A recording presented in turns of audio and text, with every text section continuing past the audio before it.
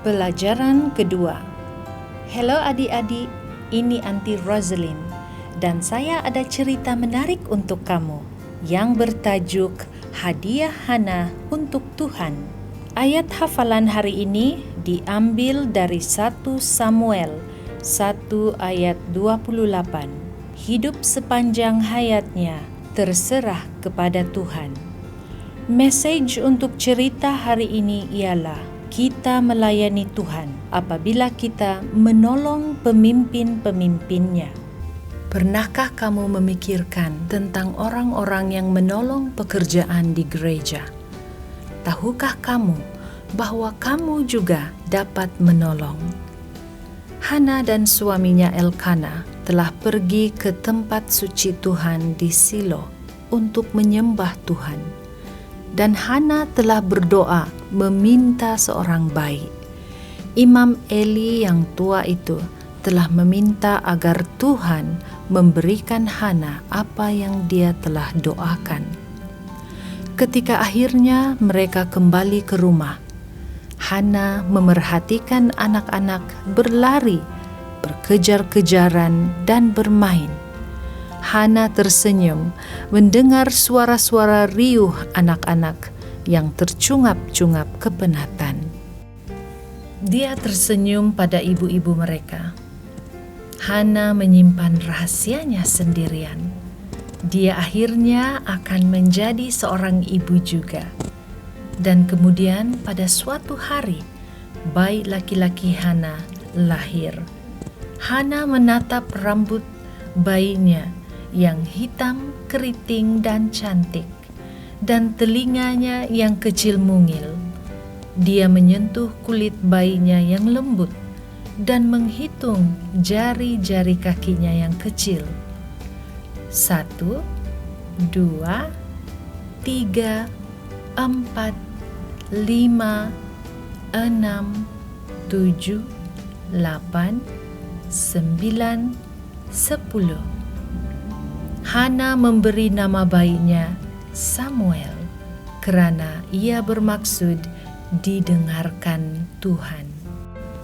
Hana telah meminta Tuhan seorang anak laki-laki dan dia telah mendengarkannya. Tahun berikutnya tiba masanya untuk kembali berbakti di bait suci Tuhan di Silo. Elkana pergi, tetapi Hana tinggal di rumah. Aku akan tunggu sampai bayi ini dapat makan sendiri, dia berkata kepada suaminya. Kemudian aku akan membawa dia ke bait suci Tuhan, dan dia akan tinggal di sana untuk bekerja buat Tuhan. Jadi waktu Samuel bertumbuh cukup besar untuk makan makanan yang biasa, Hana membawa dia ke bait suci Tuhan seperti yang dia telah janjikan. Apakah Imam masih ingat saya? Hana bertanya kepada Imam Eli. Saya dulu berdiri di sini dan berdoa pada Tuhan meminta seorang anak laki-laki. Dia telah memberikan saya anak laki-laki yang tampan ini, dan sekarang saya mengembalikan dia pada Tuhan. Anak laki-laki saya akan menjadi milik Tuhan seumur hidupnya. Dia akan menolong Bapa dalam banyak cara. Samuel kecil menatap wajah Imam Eli.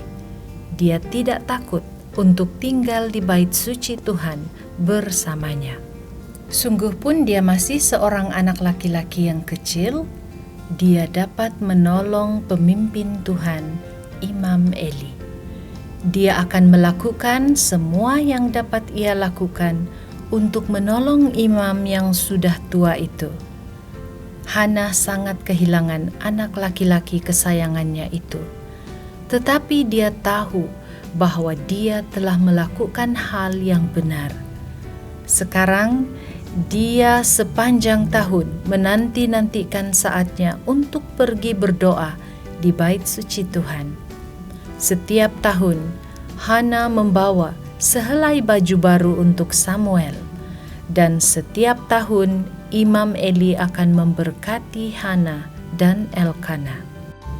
Tahun-tahun berikutnya, Tuhan memberikan mereka banyak anak, lebih daripada yang mereka minta. 3 lagi anak laki-laki dan 2 anak perempuan. Semua anak itu tinggal di rumah dengan ibu dan bapa mereka. Hana merindukan Samuel yang kecil, tetapi Hana menepati janjinya kepada Tuhan. Dia telah memberikan anaknya kepada Tuhan untuk menjadi penolong Imam Eli. Dia akan bertemu dengan Samuel hanya sekali setahun, yaitu pada waktu keluarganya pergi ke Silo. Tetapi itu tidak mengapa, karena dia mengasihi Tuhan dan dia merasa bahagia Samuel melayani Tuhan.